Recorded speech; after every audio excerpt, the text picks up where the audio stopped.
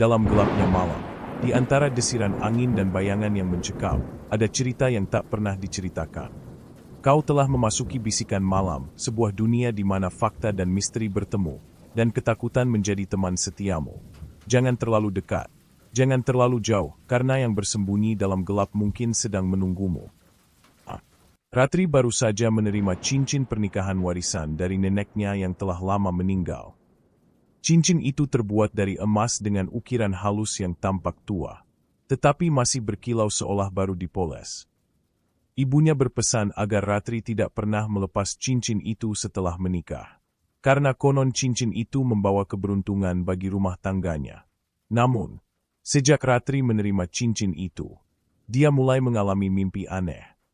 Dalam tidurnya, dia melihat seorang wanita berpakaian pengantin dengan wajah pucat dan mata kosong, berdiri di depan cermin sambil menangis. Setiap kali Ratri mencoba mendekatinya, bayangan itu akan berbalik dan menatapnya dengan tatapan penuh dendam. Pagi harinya, Ratri terbangun dengan perasaan gelisah. Saat melihat tangannya, dia terkejut mendapati cincin itu terasa lebih erat di jarinya, seolah-olah menyatu dengan kulitnya. Dia mencoba melepasnya, tetapi semakin ditarik, semakin cincin itu terasa menekan jarinya hingga membuat kulitnya memerah. Sejak memakai cincin itu, Ratri mulai sering mendengar bisikan di malam hari. Suara lirih seorang wanita menangis terdengar samar-samar di telinganya, seolah ada seseorang yang berbisik langsung ke dalam pikirannya. Bisikan itu semakin jelas setiap kali Ratri berada di kamar tidurnya sendirian. Suatu malam, dia memberanikan diri untuk mencari sumber suara tersebut. Dengan langkah hati-hati, dia membuka pintu kamar dan menelusuri rumah yang gelap. Saat mencapai cermin di ruang tamu, tubuhnya membeku. Dalam pantulan cermin, dia melihat sosok wanita bergaun pengantin berdiri di belakangnya. Wajahnya penuh luka, dan matanya hitam pekat. Ratri menjerit dan berlari kembali ke kamarnya. Namun suara tangisan itu semakin keras, seperti berada tepat di samping telinganya. Dia menutupi telinganya dengan tangan gemetar, tapi suara itu tak mau hilang. Malam itu, Ratri tidak bisa tidur sama sekali, dihantui oleh suara dan bayangan mengerikan yang terus mengikutinya. Keesokan harinya, Ratri mendapati jarinya yang memakai cincin itu membiru, seperti kehabisan aliran darah. Dia mencoba membalutnya dengan kain hangat, tetapi rasa sakit semakin menjadi. Saat melihatnya lebih dekat, dia merasakan sesuatu bergerak di bawah kulit jarinya, seperti ada sesuatu yang hidup di dalamnya. Ketakutan, Ratri pergi ke dokter untuk memeriksakan jarinya. Namun, saat dokter mencoba melepas cincin itu, cincin tersebut terasa menyatu dengan dagingnya. Setiap usaha untuk melepaskannya hanya menimbulkan rasa sakit luar biasa, seolah-olah cincin itu menancap dalam ketulangnya. Dokter pun kebingungan dan menyarankan agar Ratri datang ke spesialis. Saat pulang ke rumah, Ratri menemukan sebuah foto lama dalam laci lemari ibunya. Di dalamnya, ada seorang wanita yang sangat mirip dengan sosok yang ia lihat dalam cermin. Di bagian belakang foto tertulis sebuah nama, Sulastri, yang tak lain adalah neneknya sendiri. Ratri membawa foto itu ke ibunya dan menanyakan siapa sebenarnya Sulastri. Wajah ibunya langsung pucat dan tangannya gemetar saat melihat foto itu. Dengan suara bergetar, ibunya mengaku bahwa Sulastri bukan nenek kandung Ratri, melainkan istri pertama kakeknya yang meninggal secara tragis sebelum sempat menikah. Sulastri konon bunuh diri pada malam pernikahannya setelah mendengar bahwa calon suaminya akan menikahi wanita lain. Namun, yang mengerikan adalah ia ditemukan tewas dengan cincin pernikahannya masih di jarinya, persis seperti yang kini dipakai oleh Ratri.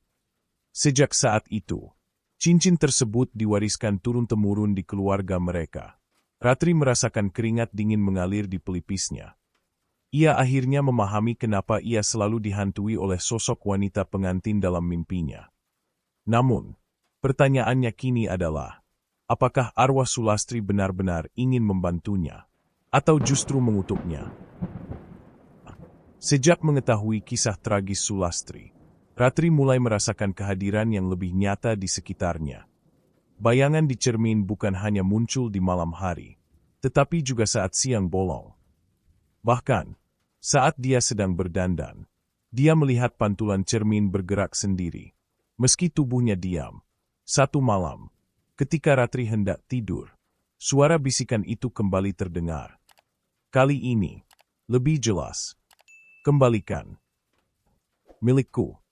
Suara itu lirih tapi penuh dengan kemarahan. Ratri menoleh ke sudut kamar dan seketika tubuhnya kaku. Di sana, berdiri seorang wanita bergaun pengantin dengan wajah pucat dan air mata darah yang menetes dari matanya. Ratri ingin berteriak, tapi suaranya seakan tertahan di tenggorokan. Sosok itu mendekat perlahan. Tangannya terulur, menunjuk cincin di jari Ratri.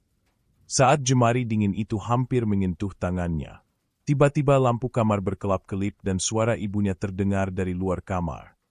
Saat ibunya membuka pintu, sosok itu menghilang begitu saja. Malam berikutnya, Ratri bermimpi berdiri di sebuah pelaminan tua yang gelap. Lilin-lilin menyala di sekelilingnya, menerangi sosok pengantin wanita yang duduk di kursi pengantin dengan kepala tertunduk. Ketika Ratri mendekat, sosok itu mengangkat wajahnya, memperlihatkan mata kosong dan wajah pucat penuh luka. Lepaskan cincin itu, atau kau akan menggantikanku, kata sosok itu dengan suara parau. Sebelum Ratri bisa bertanya, dia merasa tangannya membeku dan cincin di jarinya mulai berdenyut, seolah-olah hidup. Seketika, Ratri terbangun dengan napas tersengal dan keringat dingin membasahi tubuhnya. Ratri mulai percaya bahwa cincin ini bukan sekadar benda pusaka biasa. Ada sesuatu yang mengikatnya dengan arwah Sulastri.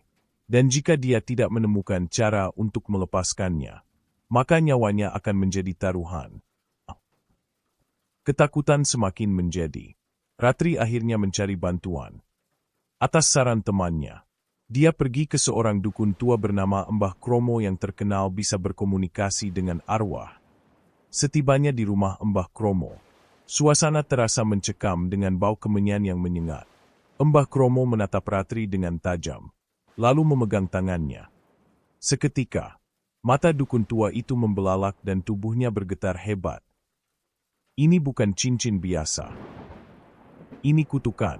Arwah Sulastri tidak bisa pergi karena dendamnya, katanya dengan suara serak. Ratri merasa ketakutan.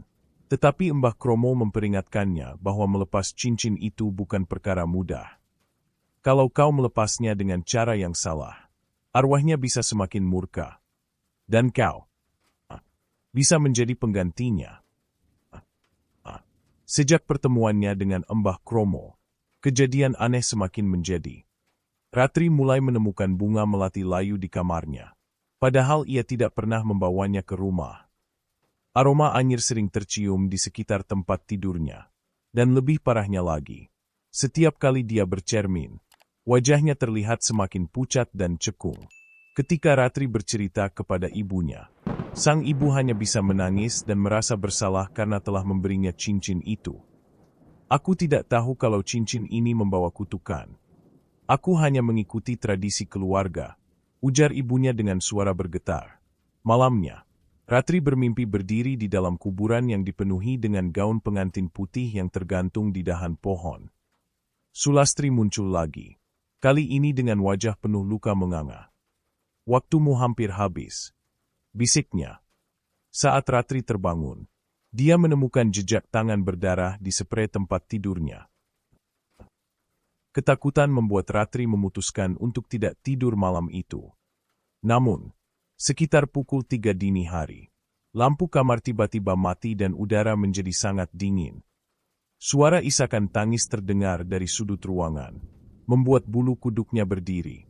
Dengan tubuh gemetar, Ratri mengarahkan senter ponselnya ke sumber suara. Yang dia lihat membuatnya hampir pingsan. Sulastri berdiri di sudut kamar. Tangannya mencakar dinding hingga meninggalkan bekas merah kehitaman. Tatapannya kosong, tetapi bibirnya menyeringai mengerikan. Tiba-tiba, tubuh Sulastri melesat ke arahnya. Ratri menjerit dan berusaha melawan, tetapi tubuhnya terasa kaku. Cincin di jarinya terasa panas, seolah membakar kulitnya. Dalam ketakutan, dia berusaha menariknya keluar. Tapi cincin itu semakin menempel erat. Di tengah kepanikan, Ratri teringat perkataan Mbah Kromo bahwa ada cara khusus untuk melepas cincin itu tanpa membangkitkan amarah Sulastri.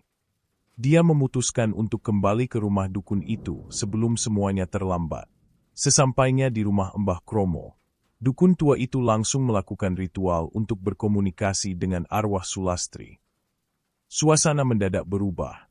Angin berembus kencang di dalam ruangan dan lilin yang menyala tiba-tiba padam. Dari kegelapan, terdengar suara bisikan, "Aku ingin menikah. Aku ingin penggantiku." Mbah Kromo menatap Ratri dengan wajah tegang. Dia tidak akan pergi sebelum pernikahannya selesai. Dan itu berarti, kau harus menggantikannya di pelaminan kematian. Ratri merasa tubuhnya lemas. Apakah satu-satunya cara untuk terbebas adalah dengan menyerahkan nyawanya? Ratri menolak mentah-mentah saran Mbah Kromo. Tidak mungkin aku menggantikan arwah itu, serunya dengan napas tersengal. Namun, Mbah Kromo hanya menggeleng.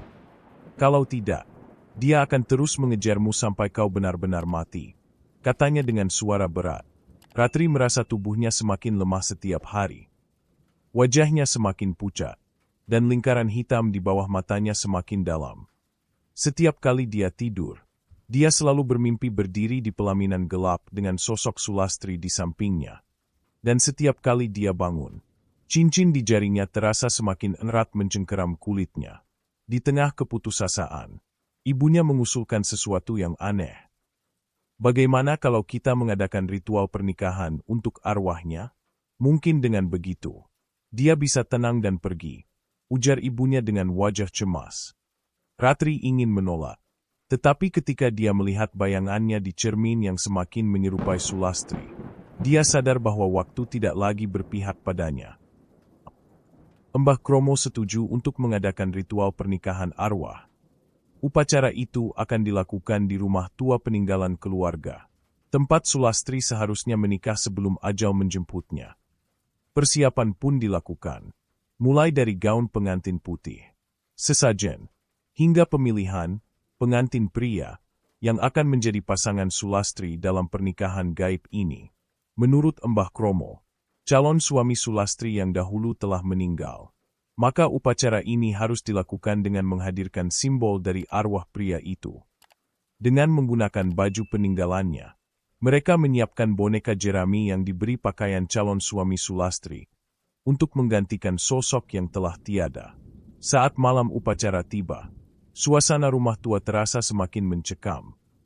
Lilin-lilin dinyalakan, dan suara gamelan samar-samar terdengar meskipun tidak ada seorang pun yang memainkannya. Ketika ritual dimulai, tubuh Ratri mulai gemetar hebat. Dia merasakan hawa dingin menyelimutinya, dan di sudut ruangan, samar-samar terlihat sosok Sulastri berdiri dengan senyum mengerikan. Ratri duduk di pelaminan yang telah disiapkan, mengenakan kebaya putih yang terasa dingin di tubuhnya. Di hadapannya, boneka jerami yang melambangkan calon suami Sulastri juga telah diposisikan. Mbah Kromo mulai membaca mantra-mantra kuno, dan tiba-tiba, udara di ruangan berubah. Lampu-lampu berkedip, suara gamelan semakin keras, dan tiba-tiba, Ratri merasakan sesuatu menarik tubuhnya. Dia melihat ke bawah dan menyadari bahwa cincin di jarinya mulai mengeluarkan darah. Tubuhnya melemah, kepalanya pening, dan seolah-olah jiwanya sedang ditarik keluar dari raganya. Di depan matanya, sosok Sulastri muncul mengenakan gaun pengantin yang kini tampak lebih hidup dan bercahaya.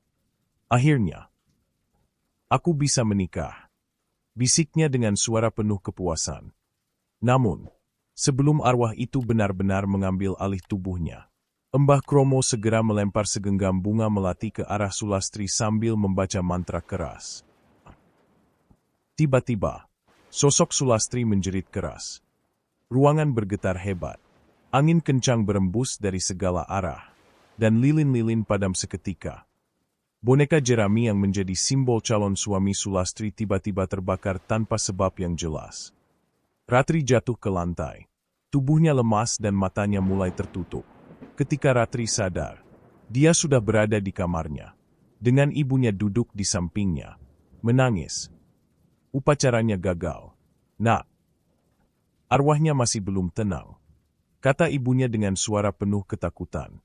Mbah Kromo kemudian berkata bahwa ada sesuatu yang masih mengikat Sulastri di dunia ini, dendam yang belum terselesaikan. Dia tidak hanya ingin menikah. Dia ingin membalas dendam pada orang yang telah menghancurkan hidupnya, kata Mbah Kromo. Dan sampai dendam itu terselesaikan, dia tidak akan pernah pergi. Dengan bantuan Mbah Kromo, Ratri mulai menyelidiki siapa yang telah menghancurkan hidup Sulastri. Dari beberapa catatan lama yang ditemukan di rumah keluarga, mereka mengetahui bahwa Sulastri bukan bunuh diri karena ditinggalkan kekasihnya, tetapi karena dia dibunuh. Menurut catatan itu, calon suaminya memilih wanita lain karena desakan keluarga. Namun, ada yang lebih mengerikan. Wanita yang merebut calon suami Sulastri ternyata masih memiliki keturunan yang hidup sampai sekarang.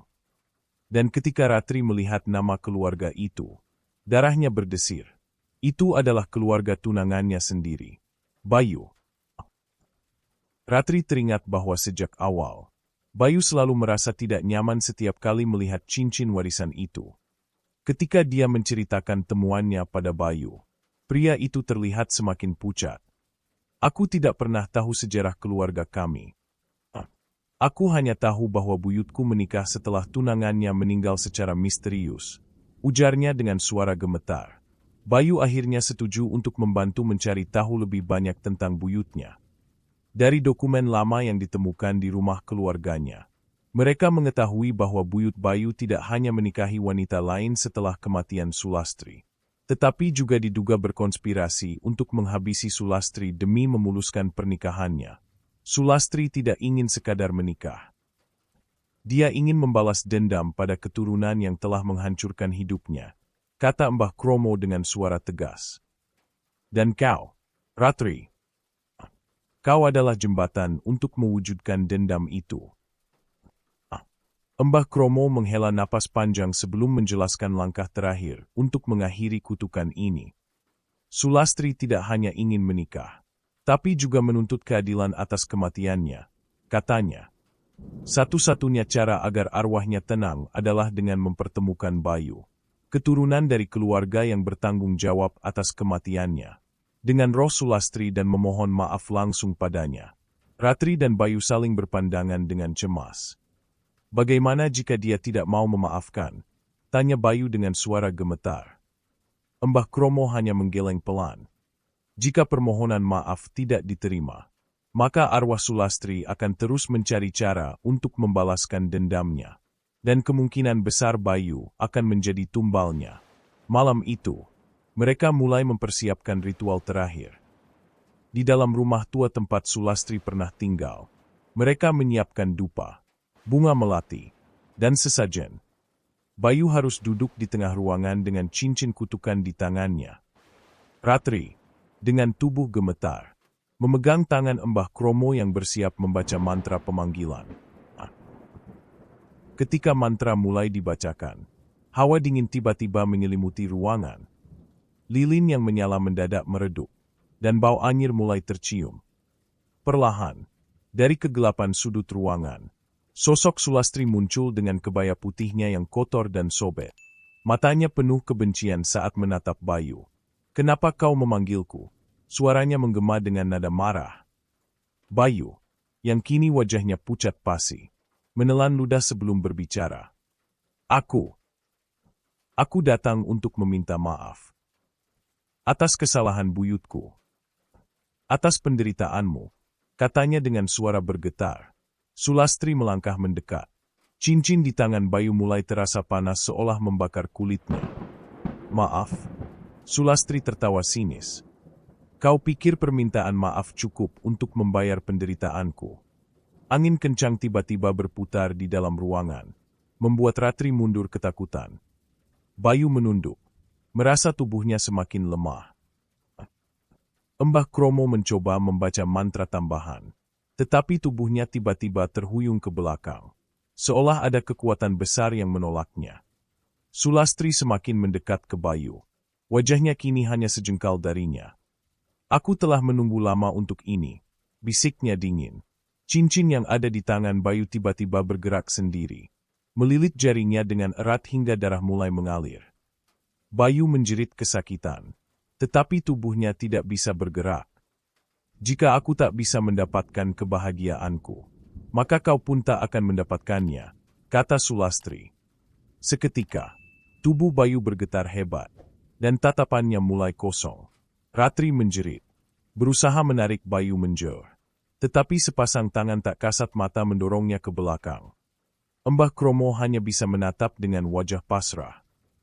"Dia telah memilih," katanya lirih.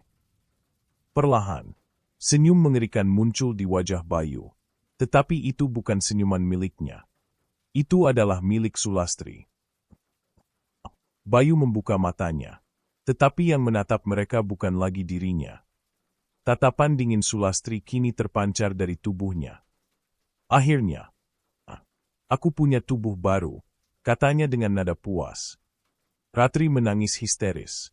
Sementara Mbah Kromo hanya bisa menggenggam tasbih di tangannya dengan gemetar. Sulastri, yang kini bersemayam dalam tubuh Bayu, berdiri dengan anggun dan tersenyum kepada Ratri.